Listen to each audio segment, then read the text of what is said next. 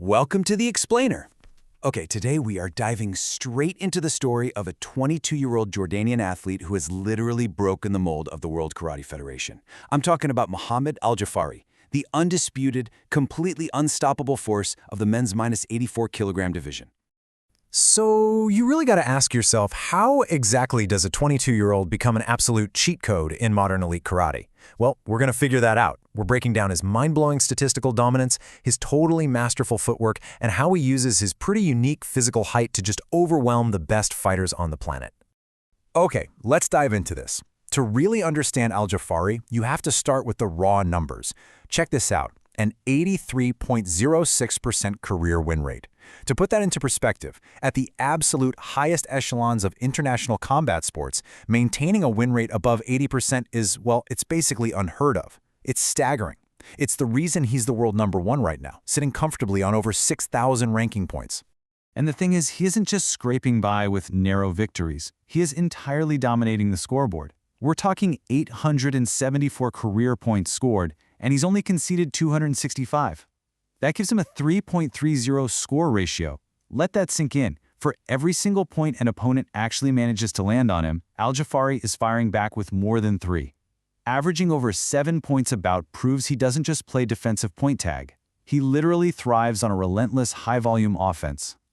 Now, you might be wondering, how on earth is he racking up those numbers? Well, his foundation is definitely built on rapid one-point Yuko strikes, but the real kicker, literally, is his terrifying 37.76% Ippon rate.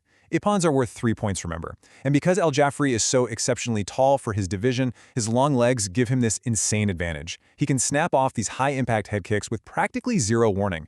It creates this massive defensive dilemma for whoever he's facing. If you try to guard his rapid punches, you leave yourself wide open to a devastating 3-point kick right to the head. It's a lose-lose situation for his opponents.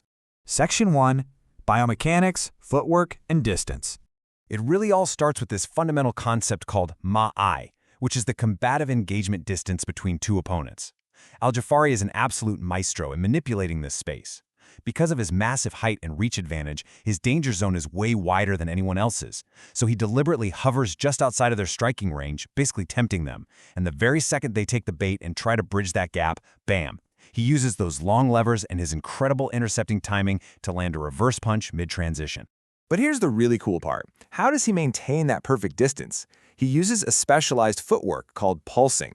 Now sure, most karatekas bounce on the balls of their feet, but Al-Jafari uses a specific Jordanian variation that places a huge emphasis on explosive lateral evasion. Usually taller fighters are kind of sluggish when it comes to shifting off the center line, right? Not him.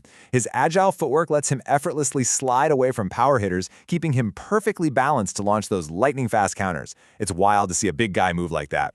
Let's actually walk through one of his most sophisticated weapons step by step, the Al-Jafari, or the leg sweep trap. He uses this as a totally aggressive blitz. Step 1, he throws a lead hand feint to draw the opponent's guard up. Step 2, as their center of gravity rises up, he uses his massive reach to just instantly sweep their vulnerable leg out from under them. And Step 3, honestly before they even hit the mat, he delivers the follow-through Gyakuzuki punch. Boom, automatic 3-point finish. It is pure art. Section 2. Tactical Case Studies, The Boss Battles. And this brilliantly illustrates how he handles the really tough matchups. Let's look at the 2025 Cairo World Championships. He went up against Senegal's Mokhtar Diop, an African Games champion who is just infamous for his massive physical strength and this sprawling reach. So how did Al-Jafari neutralize a larger powerhouse? He didn't try to outmuscle him. He combined his own length with pure speed and flawless distance control. He took what could have been a messy brawl and turned it into a tactical chess match, staying completely out of the mud. But you want to know when the real magic happens? It's in the final minute. The analysts actually call it his scoring frenzy. It's so smart.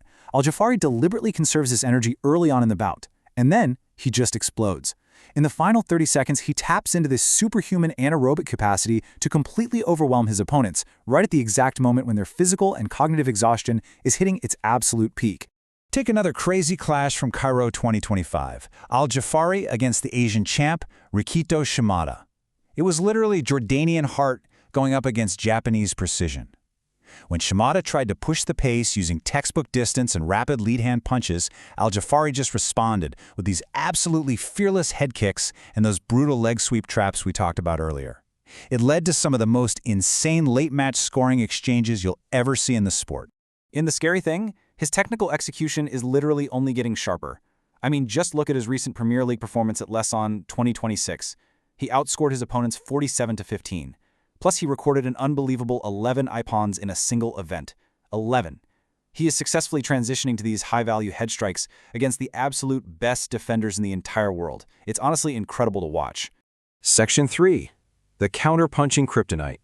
Now, of course, even the most dominant fighters face tactical puzzles. It's never completely smooth sailing. For Al-Jafari, his main roadblock has been Egypt's Yusuf Badawi, who actually handed him a really rare 10-2 loss at the 2025 Paris Open. You see, Al-Jafari's high-volume, forward momentum offense finally met its match in Badawi's Day, which basically means anticipatory intercepting strikes.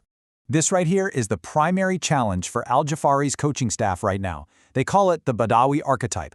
We're talking about highly disciplined counterpunchers who simply refuse to be intimidated by Al-Jafari's final 30-second explosions. Badawi didn't panic. He simply waited for Al-Jafari to bridge the gap and then intercepted his forward momentum perfectly. It is a brilliant strategy, and it's the one puzzle Al-Jafari is actively working to solve in the gym right now. Section 4. Redefining modern WKF karate. If we zoom out a bit, his ascent has been totally meteoric. He had that massive breakout gold at the 2022 Asian Championships, then leading Jordan to a historic team gold in Budapest in 2023, winning the 2025 World Games by defeating former world champion Ivan Klevasic, which really proved he could outmaneuver the massive physical powerhouses of Europe. And today, he's reigning as the undisputed world #1 in the -84 kilogram division.